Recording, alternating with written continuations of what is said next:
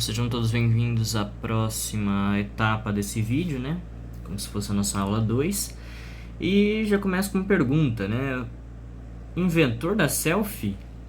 Dom Pedro II aí, nosso inventor da primeira selfie do Brasil.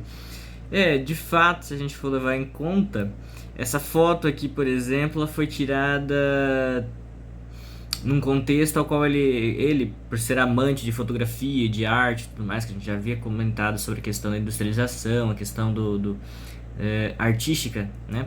Ele pega uma câmera, aquelas câmeras que saía fumacinha, né? Que você colocava assim, apertava um mecanismo, ela explodia e aí gravava a foto. Ele pega essa câmera, coloca o cabinho onde tinha um botão por dentro da camisa, se posiciona, se não me engano, na varanda da casa do palácio dele, né? E vai lá e tira uma foto dele mesmo. Então essa foto mostra basicamente Dom Pedro II tirando a sua primeira selfie, nossa considerada primeira selfie do Brasil. Bom, aqui tá um pouquinho sobre isso, né? Que ele era amante, né? E aí ele cria esse método peculiar de tirar fotografias, né? Ele dá palco posteriormente ao Machado de Assis. Machado de Assis, escritor brasileiro, escreveu diversas obras. Ele vai ser um militante da causa dos negros, né? E ele vai auxiliar na construção da abolição à escravatura. Aqui nós temos então o contexto do fim da escravidão, né? A gente não pode então deixar de falar da princesa Isabel, porque ela foi devidamente a pessoa que aboliu a escravidão. Bom, ela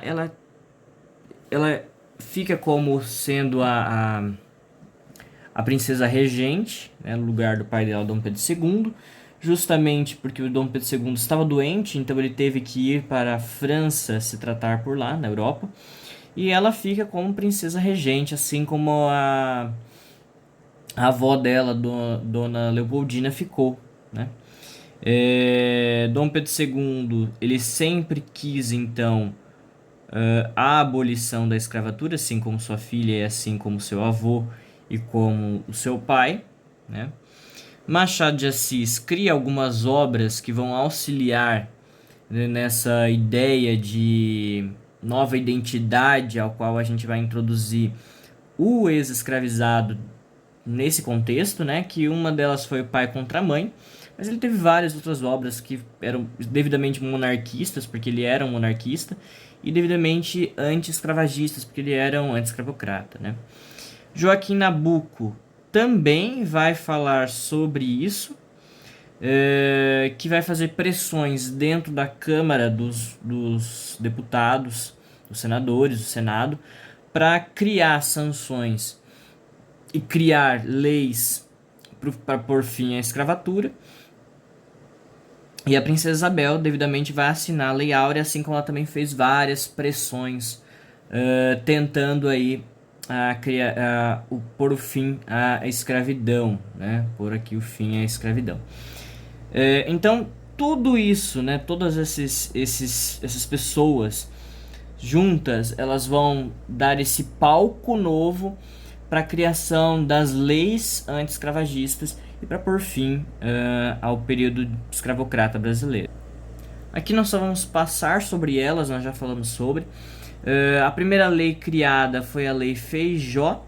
Essa lei ela ainda estava dentro do contexto do período regencial, né, 1831, que ela foi para inglês ver. Para inglês ver a gente fala hoje, para inglês ver é só uma coisa imaginária, né? Era só para alguém dizer que fez, né, pro inglês, né, os ingleses lá da Inglaterra, né, o pessoal, a monarquia da Inglaterra, ver que tinha feito no papel, né, mas na prática isso não aconteceu. A Lei Eusébio de Queiroz realmente aconteceu, tá? Que foi a proibição do tráfico negreiro, então cada vez menos, né, nós falamos disso na apostila de vocês, tem falando sobre isso. Depois nós tivemos a Lei do Ventre Livre, 1871, que todos os nascidos eram livres. A do sexagenário, que eram pessoas acima de 60 anos estavam livres, 1885. E por fim, a Lei Áurea de 1888, criada e assinada pela Princesa Isabel. Foram vários dias de festas quando isso aconteceu. A Lei Áurea definitivamente ela marca um novo período para o Império, mas também vai marcar posteriormente a queda desse mesmo Império. Porque ligado a isso nós tivemos a Guerra do Paraguai e outras questões mais à frente, que foi questões religiosas.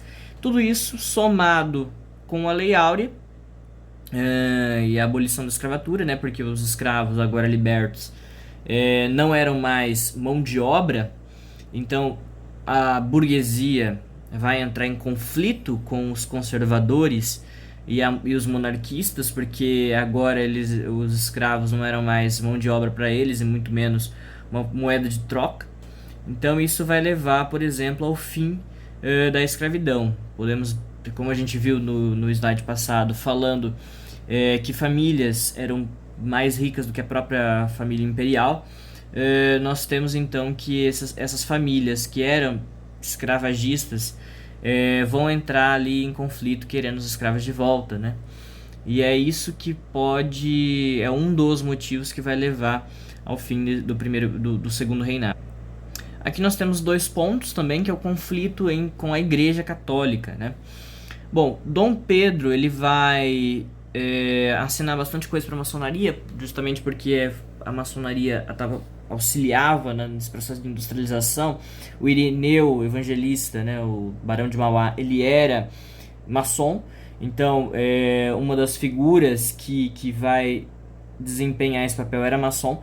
Então, o Dom Pedro ele vai ficar a favor da maçonaria, temporariamente. E nesse favor a maçonaria, ele vai perder um pouco da igreja, porque a igreja excomungava os maçons, né? E Dom Vital, basicamente o bispo da igreja do Brasil, ele vai ficar contra Dom Pedro, vai fazer alguns protestos.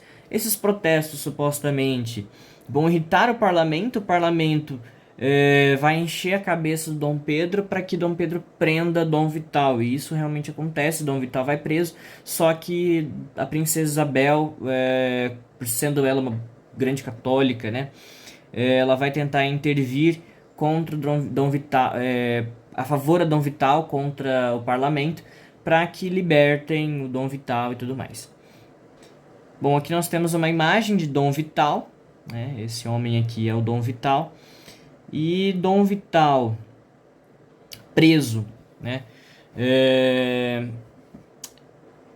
Tinha o apoio da igreja, e a igreja vai começar a ficar contra o Dom Pedro, né? E a maioria da população do Brasil era a favor ao catolicismo e tudo mais, porque era a religião oficial do país.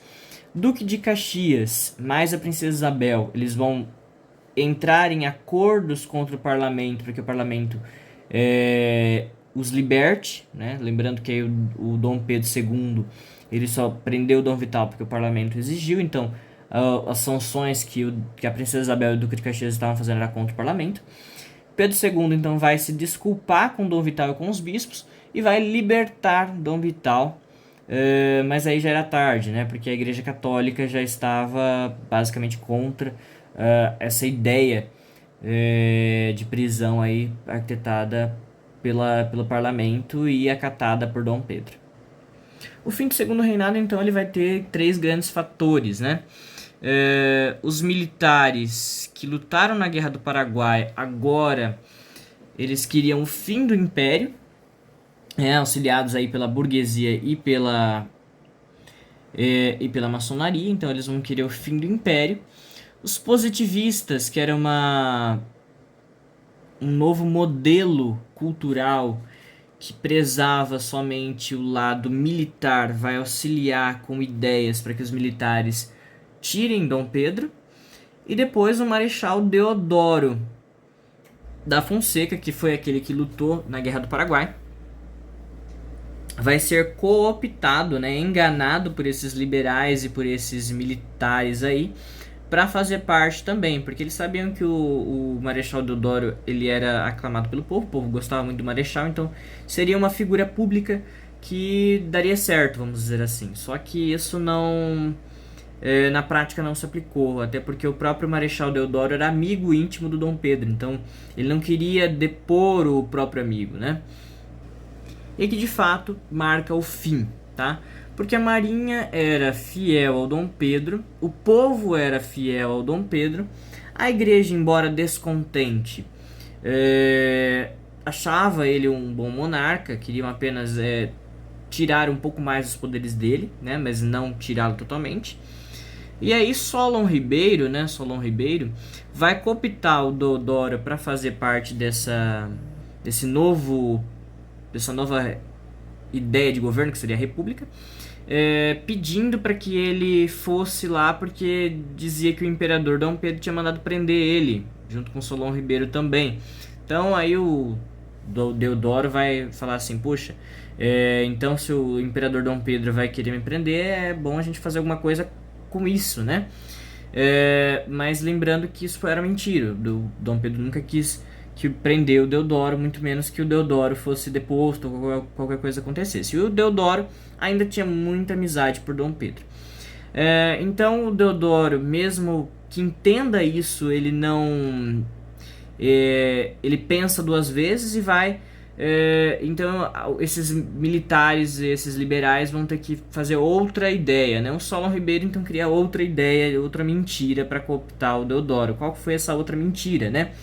Foi que o Dom Pedro II queria chamar para o Conselho de Ministros, né, como primeiro-ministro, um homem chamado Silveira Martins, que tinha disputado com Deodoro o amor de uma mulher, né, que era filha do Barão do Progresso, né? E no caso, essa disputa entre os dois arrumou conflitos, né? Porque quem tinha ganhado a mulher era o Silveira Martins, né? E o Deodoro, então, ficava mordido com o Silveira Martins por ter conquistado o amor da vida dele, vamos dizer assim. Então a nossa república ela vai surgir, a nossa primeira república, que está basicamente até hoje, né? Ela vai surgir pela disputa entre um homem e dois homens por uma mulher. Essa contradição, essa questão. Bom, então o Deodoro vai acatar a ideia do Solon Ribeiro, vai ajudá-los a fazer a república, e o que eles fazem? Eles vão lá, proclamam a república, a primeira bandeira que eles usam é essa daqui, né? Muito parecida com a bandeira dos Estados Unidos, só muda apenas a cor, né, que é verde, amarelo e azul. Mas essa bandeira vai ficar por pelo menos, acho que, se não me engano, 2 dias ou uma semana, e eles vão tirar isso daqui porque a população brasileira não aceita, né? E a coisa que eles fazem também é mandar a família real embora. Então eles deportam a família real para a Europa, pegam eles às 3 da manhã, né? Às 3 da manhã, vão lá, invadem o palácio, pegam todos eles desprevenidos às 3 da manhã, colocam eles dentro do navio e mandam embora para a Europa. Sem dinheiro, sem nada, eles chegam lá pobres, morrem por lá, né? Morrem pobres. Então, e o povo nem fica sabendo do que aconteceu. O povo só vai ficar sabendo alguns dias depois, mas que a família real já não estava mais no poder.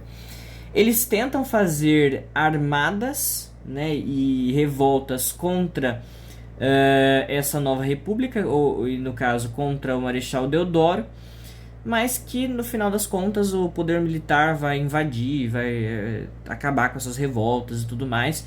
E com o tempo diz que o povo seria consultado, né, logo após, para saber se eles queriam o imperador de volta. Se fosse naquela época consulta, garanto que, embora que a gente não possa fazer futurologia, mas o povo queria Dom Pedro novamente, né? Mas a consulta só foi feita em 1989, né? Então, muitos anos depois que a consulta pública foi feita, se a gente queria o imperador de volta ou não. Mas aí muitas gerações haviam se passado, as pessoas já tinham até se esquecido, e permaneceu a república até hoje, né? Dom Pedro II morre, né? E em seu leito de morte, uma das coisas que ele faz, né, é levar um pouquinho de terra do Brasil numa fronha. Foi a única coisa que ele levou do Brasil, foi isso. Essa terra, e ele falou que o último desejo dele era ser enterrado com a terra na fronha de seu travesseiro, e que ele fosse enterrado com ela, né, para que ele dormisse, com essa terra, porque ele dizia que era a terra do país dele, o país em que ele tanto amava, o país que ele sempre se dedicou. Princesa Isabel também morre no exílio, na França, e a família real volta para o Brasil anos depois, né, mas aí eles já pobres puderam voltar para cá, e hoje a nossa família real ela permanece aí em São Paulo. Nós temos alguns deles também no Rio de Janeiro, que é chamado ramo de Petrópolis.